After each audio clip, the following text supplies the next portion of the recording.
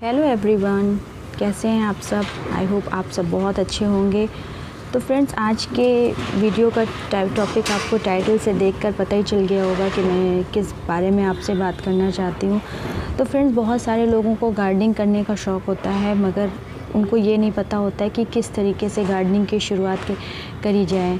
Gardening ऐसा नहीं है कि आप बहुत सारे गमलों को रखिए, बहुत सारे पेड़ पौधों को रखिए तो ही आपकी गार्डनिंग की शुरुआत होगी। आप अपने घर में छोटा सा एक मिनी गार्डन भी बना सकते हैं। जितनी जगह है, जितना एरिया है, आप उसी हिसाब से अपने घर में पेड़ पौधों को रखिए। लेकिन होता क्या है कि आपके पास अगर बेसिक चीज़ें नहीं हैं गार्डनिंग से रिलेटेड, तो आपको प्रॉब्लम्स आएंगी। आपको क्या चीज़ें ज़रूरी है कि जो आपको अपने घर में अपने प्लांट्स के लिए रखना है। तो आज इसी टॉपिक पर मैं आपको बात करती हूँ कि गार्डनिंग के अगर आपको बहुत शौक़ है तो आप स्टार्टिंग में आपको क्या क्या चीज़ें ज़रूरी है। वैसे तो आप बहुत सारी चीज़ें ले सकते हैं, मगर शुरुआत में बेसिक क्या चीज़ें हैं जो कि आपको ज़रूरी है रखने के लिए, तो वो आज मैं आपको बताती हूँ। चलिए बिना देरी किए वीडियो को स्टार्ट करते हैं। और अगर आप मेरे चैनल पर नए हैं तो प्लीज़ मेरे चैनल को सब्सक्राइब ज़रूर करिएगा और बेल आइकन को प्रेस करिएगा, जिससे जितने भी वीडियोस मेरे आते हैं वो आप उसकी नोटिफिकेशन आपको मिल जाए। फ्रेंड्स, मैं छोटे से एक अपना होम गार्डन बना कर रखा है। तो उस पर से जो भी मैं चीज़ें करती हूँ, जो भी एक्सपीरियंस होता है वो मैं आपके साथ शेयर करती हूँ। तो चलिए स्टार्ट करते हैं वीडियो को।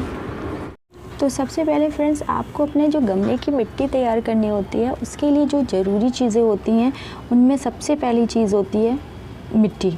वो मिट्टी ऐसी आप लाइए जो बहुत सारी जगहों की मिट्टियाँ अलग अलग तरीके की होती हैं, लेकिन मिट्टी कैसी भी हो उसको लाकर आपको अच्छे से भुरभुरी करनी है। मिट्टी ऐसी नहीं होनी चाहिए कि वो एकदम कड़ी मिट्टी हो। मिट्टी को लाइए, आप उसको अच्छे से छानिए और इस तरीके से एकदम भुरभुरी मिट्टी बनाइए। जितने भी इसमें कंकड़ पत्थर हों, इस तरीके के जो भी आपको कंकड़ दिखे उसको आप हटा दीजिए और मिट्टी को अच्छे से एकदम इस तरीके से भुरभुरी मिट्टी बना के आप अपने रख लीजिए। जब भी आपको ज़रूरत हो तो आप उसको यूज़ करिए। साथ ही साथ बहुत सारे लोग जो होते हैं वो मिट्टी पेड़ को सिर्फ मिट्टी में लगा देते हैं। नहीं, मिट्टी में नहीं लगाना है, क्योंकि उनको पता नहीं होता है मिट्टी में नहीं लगाना होता है। मिट्टी के साथ आपको बहुत सारी चीज़ें मिलानी होती हैं, तब आपकी जो भी मिट्टी है वो बहुत अच्छी फर्टाइल हो जाती है। तो आपको मिट्टी के साथ साथ में वर्मी कंपोस्ट और कोकोपीट और नीम की खली, जो कि मेरे पास नहीं है इस वजह से मैं आपको नहीं दिखा पा रही, लेकिन नीम की खली, कोकोपीट और मिट्टी, इतनी चीज़ों को आपको अपने पौधे की मिट्टी में ऐड करना होगा। अगर आपके पास नीम की खली नहीं है तो उसकी जगह पे आप किसी भी तरीके का फंजीसाइड इस तरीके का यूज़ कर सकते हैं। ये इनऑर्गेनिक कंपाउंड होता है, लेकिन जो नीम की खली होती है वो भी फंजीसाइड का ही काम करती है, वो ऑर्गेनिक होती है। अगर आप इन दोनों में से किसी एक चीज़ का यूज़ कर सकते हैं, या तो आप ऐसा कोई फंजीसाइड ले आइए, तो फंजीसाइड, और या तो नीम की खली। तो ये तो बात हो गई कि आपके पास बेसिक जो 3 चीज़ें होनी चाहिए, एक मिट्टी, वर्मी कंपोस्ट या गोबर की खाद, और तीसरा कोकोपीट। कोकोपीट की क्वांटिटी आपको कम रखनी है, आपको मिट्टी की क्वांटिटी ज़्यादा, उसके बाद वर्मी कंपोस्ट और उसके बाद आपको कोकोपीट। कभी कभी आपको मिट्टी में सैंड भी मिलाना पड़ेगा, वो हर प्लांट के अकॉर्डिंग उसकी क्वांटिटी अलग अलग होती है। अब बात करते हैं गार्डनिंग टूल्स की। तो कुछ गार्डनिंग टूल्स भी आपको रखने पड़ेंगे, क्योंकि अगर आपने प्लांट लगा दिया तो कुछ ऐसे गार्डनिंग टूल्स होते हैं जिनकी आपको बेसिक ज़रूरत पड़ सकती है। तो उनमें सबसे पहले तो आता है ये खुरपी भी कई साइज़ की होती हैं। जैसे मेरे पास इस तरीके की 2 साइज़ की खुरपियाँ हैं। तो ये क्या काम करती है, ये पौधों को अच्छे से गुड़ाई करने के लिए काम आती है। तो जब भी आप गमले में पौधों को लगाएंगे तो कुछ दिनों पर आपको उसकी मिट्टी में गुड़ाई करनी पड़ेगी। तो उसके लिए आपको इस साइज़ की खुरपी लेनी पड़ेगी। अगर आप खुरपी की जगह आप इसका ट्रॉवल का भी यूज़ कर सकते हैं, ये भी सेम काम ही करता है।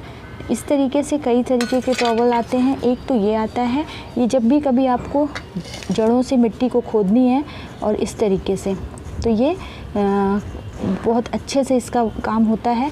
जब आप गमले की मिट्टी बना देते हैं तो उसके बाद आपको जो ये मिक्स करना होता है, तो ये इसका काम ये बहुत अच्छे से इसमें ये वर्क करता है।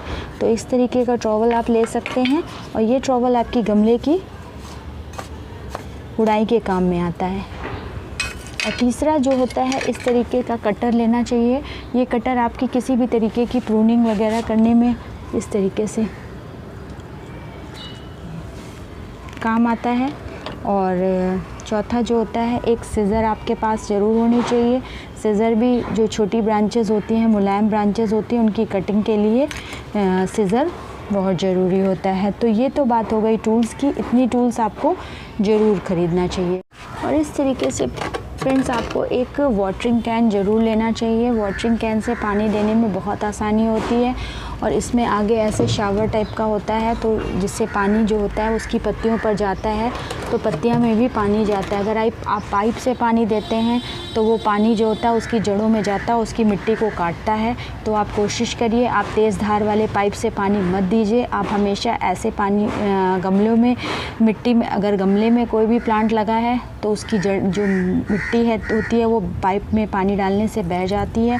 तो आप इस तरीके से वाटरिंग कैन से पानी दीजिए, तो वो और उसको ऊपर से दीजिए, उसकी पत्तियों को धुलते हुए दीजिए, तो पत्तियों में भी पानी उसमें जाएगा और अच्छे से। उसके बाद आता है फर्टिलाइज़र। आपको कौन से ऐसे बेसिक फर्टिलाइज़र हैं जो कि आपको अपने गार्डन में रखने चाहिए, क्योंकि ये ऐसे फर्टिलाइज़र हैं जो आपको हर प्लांट्स में आप यूज़ कर सकते हैं। अगर आप बहुत सारे फर्टिलाइज़र के चक्कर में पड़ेंगे तो आप कुछ नहीं कर पाएंगे। आप पहले शुरुआत में अपने गार्डन्स में इन फर्टिलाइज़र्स को ऐड करिए और ये फर्टिलाइज़र आपको रिज़ल्ट देंगे, 100% देंगे। जिसमें सबसे पहले नंबर पर आता है NPK, नाइट्रोजन, फास्फोरस, पोटेशियम, जो कि हर प्लांट की रिक्वायरमेंट होती है। कुछ ऐसे प्लांट्स होते हैं जिनमें NPK नहीं जाता है, लेकिन आप पहले शुरुआत करिए और मोस्टली प्लांट्स की ये रिक्वायरमेंट है, तो आप NPK ले आइए, जिसमें NPK जो है वो मार्केट में 20-20-20 या 18-18-18 के रेशियो में आता है। मैं आपको रिकमेंड करूँगी 20-20-20 रेशियो वाला आप NPK लाइए।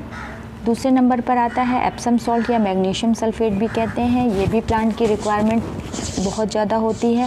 जब भी कभी आप NPK दीजिए उसके साथ आप एप्सम सॉल्ट या मैग्नीशियम सल्फेट को ऐड ज़रूर करिए। तीसरे नंबर पर आता है बोन मील। बोन मील जो होता है ये बहुत अच्छा फर्टिलाइज़र है, प्लांट की ग्रोथ के लिए बहुत रिक्वायरमेंट होता है। बेसिकली ये फास्फोरस युक्त होता है। बहुत सारे प्लांट जिनमें फास्फोरस की रिक्वायरमेंट होती है उनके लिए ये बोन मील बहुत अच्छा होता है। नाइट्रोजन युक्त जो प्लांट्स होते हैं उनमें आप NPK दीजिए और जिनमें फास्फोरस की रिक्वायरमेंट है उनमें आप बोन मील दीजिए। देखिए आपको रिज़ल्ट बहुत अच्छे से दिखेगा। और इसके साथ ही साथ आप वर्मी कंपोस्ट को भी ऐड करिएगा। जब भी कभी आप कोई भी अपने प्लांट फर्टिलाइज़र ऐड करिएगा तो उसमें वर्मी कंपोस्ट या गोबर की खाद उनको इनके साथ में ऐड करिएगा। देखिएगा आपको रिज़ल्ट अच्छा मिलेगा। और अगर आप इनऑर्गेनिक से ऑर्गेनिक की तरफ जाना चाहते हैं तो सबसे बेस्ट होता है आपको सीवीड लिक्विड फर्टिलाइज़र। सीवीड के ग्रैन्यूल्स भी आते हैं और अगर आप सीवीड लिक्विड फर्टिलाइज़र देते हैं तो आपको बहुत बेनिफिट मिलेगा। मैं तो ज़्यादातर अपने प्लांट्स में सीवीड लिक्विड ही देती हूँ और मुझे रिज़ल्ट भी अच्छा मिलता है। तो मैं ज़्यादातर प्रेफरेंस मैं इन्हीं फर्टिलाइज़र का करती हूँ। मैं बहुत ज़्यादा कोई एक्स्ट्रा फर्टिलाइज़र नहीं लाती हूँ। इन फर्टिलाइज़र्स का यूज़ आप करिए, आपको रिज़ल्ट मिलेगा। अगर आप पेड़ पौधों के साग सब्जी लगाने के शौकीन हैं तो साथ में आप मस्टर्ड केक को भी ऐड करिए। मस्टर्ड केक आपकी लिए अच्छा होगा। मैं एक ऑप्शन के तौर पे आपको इसलिए बता रही हूँ क्योंकि मस्टर्ड केक आपकी जो वेजिटेबल्स ग्रोथ होती हैं उनके लिए बहुत अच्छा होता है। तो मस्टर्ड केक को भी आप ऐड करिए। साथ ही साथ आप नीम का लिक्विड फर्टिलाइज़र लाइए और जब समय समय पर अपने पौधों में इसका छिड़काव करिए। किसी भी तरीके के कीट पतंगों से आपको अपने पौधों से बचाना है तो इसका समय समय पर यूज़ ज़रूर करिएगा। ये आपको पेड़ों की बीमारियों से आपको बचाए रखेंगे। और साथ ही साथ इस तरीके का फंजीसाइड ले आइए। फंजीसाइड आप जब मिट्टी बनाइएगा तब भी ऐड करिएगा और हर 15 दिन पे अपने पेड़ों में फंजीसाइड का भी यूज़ करिएगा। फंजीसाइड जो बीच बीच में जो भी आपके फंगस वगैरह आपकी मिट्टी में लग रहे हैं तो उससे आपको बचाएगा। तो इसलिए आप फंजीसाइड का यूज़ ज़रूर करिएगा। फंजीसाइड या नीम के एक लिक्विड जो है ये आप ज़रूर यूज़ करिएगा इस स्प्रे करने में। तो इस तरीके से आपके प्लांट जो हैं वो बीमारियों से भी बचे रहेंगे। फ्रेंड्स, मैंने आपको जितने भी अभी तक चीज़ें बताई हैं ये बेसिक चीज़ें हैं। इससे ऊपर बहुत सारी चीज़ें हैं, लेकिन अगर आप बहुत सारी चीज़ों के उसमें पड़ेंगे तो आप कुछ नहीं कर पाएंगे। इसलिए आप शुरुआत इन सब चीज़ों से करिए, इनको लाकर रखिए, अपने गार्डन की शुरुआत करिए और अपना एक्सपीरियंस बटोरिए। धीरे धीरे जैसे जैसे आपको एक्सपीरियंस आता जाएगा चीज़ें भी आप ख़रीद सकते हैं। अगर आपने एक बारगी में सारी चीज़ें ख़रीद ली तो आप कुछ नहीं कर पाएंगे। तो आई होप आपको मेरा वीडियो पसंद आया हो। पसंद आए तो प्लीज़ मेरे वीडियो को लाइक ज़रूर करिएगा और मेरे चैनल को सब्सक्राइब करिएगा। Thanks for watching.